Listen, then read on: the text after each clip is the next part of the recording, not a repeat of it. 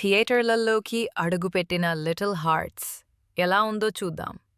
Hero Akhil engineering ఎగ్జామ్లో fail అవుతూ కోచింగ్కి వెళ్లే స్టోరీ సింపుల్గానే అనిపించిన హాస్యమే ఈ సినిమాకి హార్ట్. మౌలి, తనుజ్, ప్రశాంత్ తన న్యాచురల్ యాక్టింగ్తో కెరాఫ్ కామెడీ అయ్యాడు. హీరోయిన్ శివానీ నాగరం అందంగా, క్లాస్గా మెరిసింది. ఫాదర్ రోల్లో రాజీవ్ కనకాల ఇమోషన్తో సీన్ని లిఫ్ట్ చేశారు.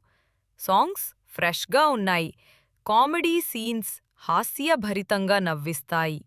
కానీ కథ కొత్తదనం లేకపోవడం, సెకండ్ హాఫ్ పేస్ తగ్గిపోవడం, క్లైమాక్స్ త్వరగా ముగిసినట్టు అనిపించడం మాత్రం మైనస్.